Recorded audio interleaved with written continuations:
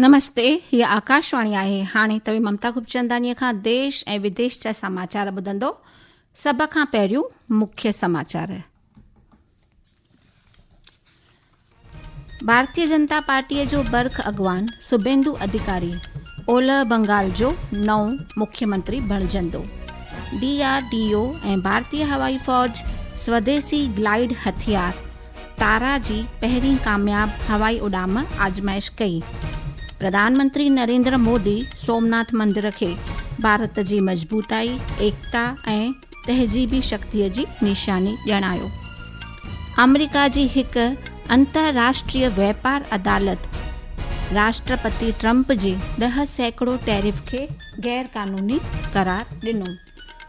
America जे राष्ट्रपति Donald Trump चयो त अमेरिका ऐं यूरोपीय संघ इन ॻाल्हि खे यकीनी बनाइण में गॾु आहिनि कि ईरान वटि एटमी हथियार न हुअण घुर्जनि।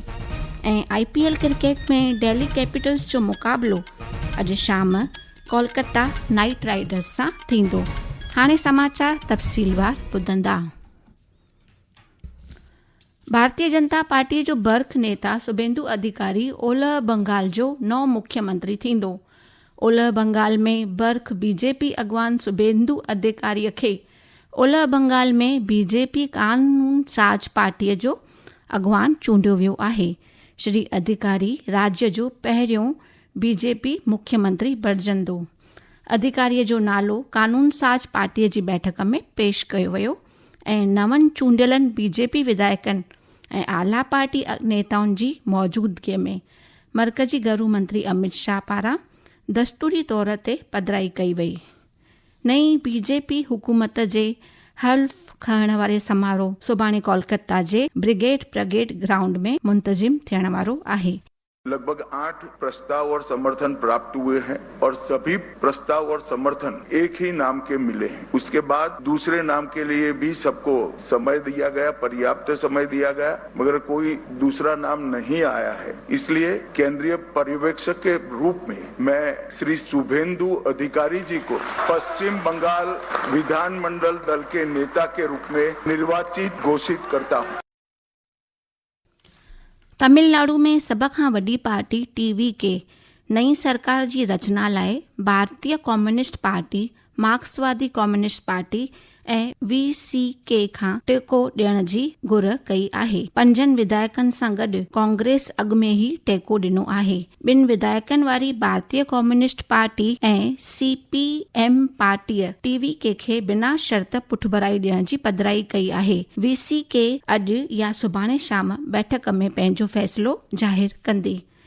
रक्षा खोजना ऐं विकास संगठन DRDO ऐं भारतीय हवाई फ़ौज काल्ह ओडिशा किनारे खां तारा हथियार जी पहिरीं कामयाब हवाई उॾाम आज़माइश कई आहे। वधीक तफ़सील असांजे नामानिगार खां। यह भारत की पहली स्वदेशी ग्लाइड हथियार प्रणाली है जो किसी भी सामान्य हथियार को घातक और सही दिशा में सटीक मार करने वाले हथियार में बदलने में सक्षम है। ऑपरेशन सिंदूर की पहली वर्षगांठ पर इस एडवांस रेंज वेपन सिस्टम तारा का सफल परीक्षण किया गया। हैदराबाद स्थित DRDO की रिसर्च सेंटर इमारत ने DRDO के अन्य प्रयोगशालाओं के साथ मिलकर इसे डिजाइन और विकसित किया है। तारा प्रणाली में अत्याधुनिक लेकिन कम लागत वाली तकनीकों का इस्तेमाल किया गया है। भारत की यह उपलब्धि स्वदेशी रक्षा निर्माण क्षमता और अत्याधुनिक सैन्य तकनीक विकसित करने की दिशा में बढ़ती ताकत को दर्शाती है। दीपेंद्र कुमार, आकाशवाणी समाचार, दिल्ली। रक्षा मंत्री राजनाथ सिंह इन हासिलात लाइ DRDO, हवाई फ़ौज, DCPP ऐं उद्योग जगत खे मुबारकूं ॾिनियूं आहिनि। श्री सिंह इन खे भारत जी स्वदेशी रक्षा सघ खे अॻिते वधाइण तरफ़ हिकु अहम हासिलात सॾायो। प्रधानमंत्री नरेंद्र मोदी वर निर्माण सोमनाथ मंदिर जे महूरत जा 75 साल पूरा थियण जे ॾिस में सूमर ॾींहुं गुजरात वेंदो।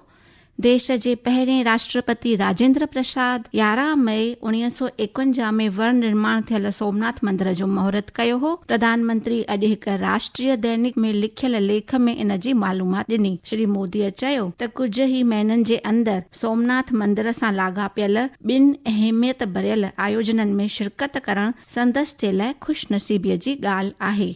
हिकु रिपोर्ट। प्रधानमंत्री ने सोमनाथ को भारत की सभ्यतागत शक्ति और मजबूती का प्रतीक बताया। उन्होंने कहा कि सोमनाथ मंदिर की यात्रा विध्वंस से सृजन की तरफ बढ़ने का प्रतीक है और ये दिखाती है कि कैसे विश्वास और संस्कृति बार बार हुए आक्रमणों तथा मुश्किलों के बाद भी अस्तित्व में रह सकते हैं। प्रधानमंत्री मोदी ने स्वाधीनता के बाद मंदिर के पुनः निर्माण में देश के लौह पुरुष सरदार वल्लभ भाई पटेल की भूमिका का स्मरण किया। श्री मोदी ने कहा कि मंदिर के इतिहास से जुड़े शौर्य और बलिदान को सम्मानित करने के लिए अगले 1000 दिनों तक विशेष पूजा आयोजित होंगी। अमन की रिपोर्ट के साथ समाचार कक्ष से आकर्षिता सिंह। ही समाचार तवी आकाशवाणी ता ॿुधी रहिया आहियो। वधीक समाचारनि जे तफ़सील जे लाइ तव्हां असांजी वेबसाइट news.air.gov.in खे फॉलो करे सघो था ऐं ही समाचार तव्हां असांजी YouTube channel air news Gujarat ते बि ॿुधी सघो था।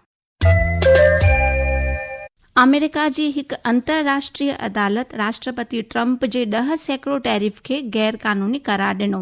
न्यूयॉर्क में अंतर्राष्ट्रीय व्यापार अदालत जी 3 मेंबरनि वारी बेंच फ़ैसिलो ॾिनो त राष्ट्रपति ट्रंप वापारी कानून जे तहत अमेरिकी पार्लियामेंट पारां ॾिनल इख़्तियारीअ जी बनियकड़ी कई आहे। नंढड़नि कारोबारियुनि राष्ट्रपति ट्रंप जे टैरिफ सां लाॻापियल फ़ैसिले खे अदालत में ललकारियो हो। अमेरिकी राष्ट्रपति डोनाल्ड ट्रंप चयो त अमेरिका ऐं यूरोपीय संघ इहो यकीनी करण लाइ गॾु आहिनि त ईरान वटि को बि एटमी हथियार न हुअणु घुर्जे। सोशल मीडिया पोस्ट में श्री ट्रंप चयो त यूरोपियन कमीशन जे सरबराह उर्सुला फॉन डेर लायन साण सकारती ॻाल्हि ॿोल कई ऐं ओलह एशिया जी सूरत हाल ते पिणु चर्चा कई। श्री ट्रंप चयो ॿई पख इन ॻाल्हि ते राज़ी आहिनि कि पंहिंजनि ई माण्हुनि जी हत्या करण वारी हुकुमरानीअ खे हथियार हासिल करण जी इजाज़त न मिलण घुर्जे, जंहिंसां लखे माण्हुनि जी जान वञी सघंदी हुजे। यूरोपीय कमीशन जे सरबराह उर्सुला फॉन डेर लायन पिणु इन ॻाल्हि जी तस्दीक कई। ॿिन्ही अॻवाननि ओलह एशिया सां लाॻापियल वाक़िअनि ऐं इलाक़ाई भाईवारीअ सां गॾु सहकार ते ॻाल्हि ॿोल कई। गृह मंत्री अमित शाह आर्तवार ॾींहुं नई दिल्लीअ में ॿोॾ ऐं लू खे मुंहुं ॾियण वारी तयारियुनि जी नज़रसानी बैठक जी सरबराही कंदो। बैठक में मुख्य ध्यान ॿोॾ जो अॻुवाटी अनुमान ऐं शुरूआती चिताव सिस्टम खे मज़बूत करण ते रहंदो।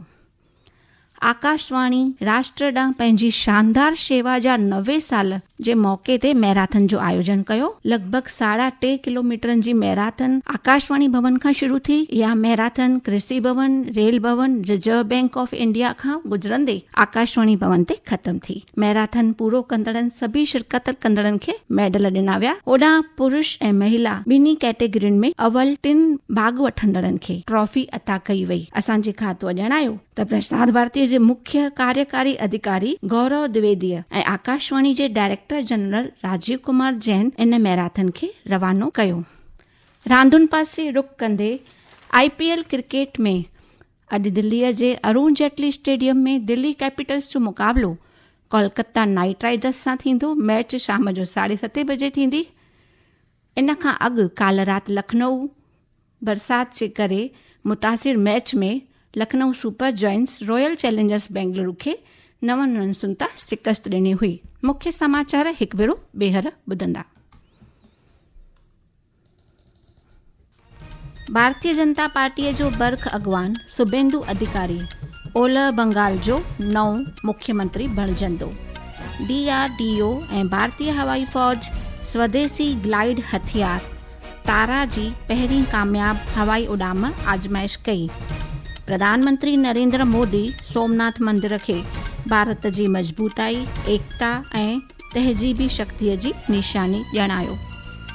अमेरिका जी हिकु अंतर्राष्ट्रीय व्यापार अदालत राष्ट्रपति ट्रंप जे 10 सैकड़ो टैरिफ खे गैर कानूनी करार ॾिनो। अमेरिका जे राष्ट्रपति डोनाल्ड ट्रंप चयो त अमेरिका ऐं यूरोपीय संघ इन ॻाल्हि खे यकीनी बनाइण में गॾु आहिनि कि ईरान वटि एटमी हथियार न हुअणु घुर्जनि। ऐं IPL क्रिकेट में दिल्ली कैपिटल्स जो मुक़ाबलो अॼु शाम कोलकाता नाइट राइडर्स सां थींदो। सिंधी समाचारनि जो इहो अंक ते समाप्त थियो। मूंखे ॾींदा इजाज़त। नमस्ते।